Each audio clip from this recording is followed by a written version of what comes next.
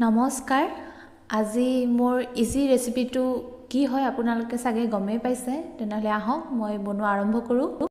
এতিয়া কচু পাতৰ সৈতে মাছৰ মূৰ বনাবৰ বাবে আমাক কচুৰ পাত লাগিব প্ৰথমতে মই এনেদৰে কচুৰ পাতখিনি ধুই ৰেডি কৰি লৈছো আৰু তাৰ পিছত মই এনেদৰে এটা ডাঙৰ পাত্ৰ লৈছো অকনমান তাত পানী লৈছো আৰু কচু পাত মই এনেদৰে অলপ অলপ কৰি কাটি যাম এনেদৰে গোটে কচু পাতখিনি কাটি লোৱা হোৱাৰ পিছত সেই ডাঙৰ পাত্ৰটো মই গেছত দি দিছো মানে কচু পাতখিনি প্ৰথমতে আমি বইল কৰি ল'ব লাগিব আৰু এয়া দেখিবলৈ পাইছে মোৰ কচু পাতখিনি বইল হৈছে অলপ সিজিছে এইখিনিতে মই গেছটো অফ কৰি অলপ ঠাণ্ডা হ'বলৈ দিও এতিয়া আমাক লাগিব এয়া মিঠি গুটি এচামুচ আৰু নিমখ লাগিব আমাক সোৱাদ অনুযায়ী তাৰ পিছত এয়া হালধি গুৰি আকৌ লগতে নহৰু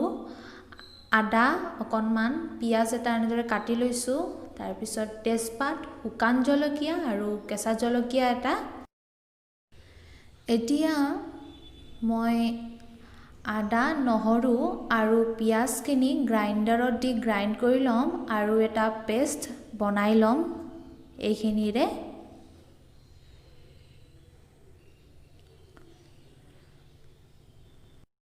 এইখিনিতে মোৰ পেষ্টটো বনাই লোৱা হৈ গ'ল এতিয়া মাছৰ মূৰফাল মই ভালদৰে ফ্ৰাই কৰি লওঁ আৰু বইল কৰি লোৱা কচুৰ পাতখিনিৰ পৰা মই এনেদৰে পানীখিনি যাবলৈ দিছো খৰাহি এটাত লৈ আৰু এইফালে মোৰ মাছৰ মূৰটো ভালদৰে ফ্ৰাই কৰি লোৱা হৈ গ'ল তাৰ পিছত এই গৰম তেলতে মই মিঠি গুটি এচামুচ দি দিলো লগতে শুকান জলকীয়াও দি দিলো আৰু তেজপাতো দি দিলো আৰু এই যে লৈছিলো কেঁচা জলকীয়া এটাও দুফাল কৰি এনেদৰে দি দিলো তাৰ পিছত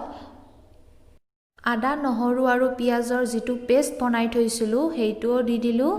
এতিয়া মই এইখিনি ভালদৰে ভাজি লম যাতে কেঁচা আদা নহৰুৰ গন্ধটো নাথাকে আৰু হালধি গুৰিও দি দিলো মই ইয়াতে এইখিনি ভালদৰে ভজা হোৱাৰ পিছত মই বইল কৰি লোৱা কচু পাতখিনিও ইয়াতে দি দিলো আৰু এতিয়া মই হেতাখনেৰে অলপ ভালদৰে লৰাই দিছো গোটেইখিনিয়ে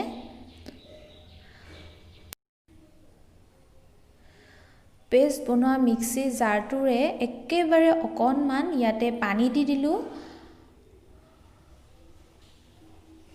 আৰু নিমখ দি দিলো নিমখটো সোৱাদ অনুযায়ী আপোনালোকে গমেই পাব নিশ্চয় আৰু ইয়াতে মই এতিয়া মাছৰ মূৰটো দি দিলো আৰু হেতাখনেৰে এনেদৰে অলপ হেঁচি দিছো মাছৰ মূৰটো ভাঙি দিছো কচুৰখিনিৰে সৈতে মিহলাই দিছো আকৌ মোৰ মাছৰ মূৰ এফাল সেইবাবে কচুও বেছি নালাগিল আপোনালোকে কচুৰ পৰিমাণ চাই ল'ব বনাওতে আৰু মোৰ কচুৰ পাতৰ সৈতে মাছৰ মূৰ বনোৱা হৈ গ'ল আৰু এয়া মই আপোনালোকক সুন্দৰকৈ পৰিবেশন কৰি দেখুৱাই দিছো আপোনালোকে এনেদৰে বনাই খাব পাৰে খাবলৈ সোৱাদ হয় আৰু মোৰ গোটেই ভিডিওটো চোৱাৰ বাবে আপোনালোক সকলোকে ধন্যবাদ জনালো আৰু শেষত গৈ মোৰ চেনেলটো সাবস্ক্ৰাইব কৰি দিব নাপাহৰিব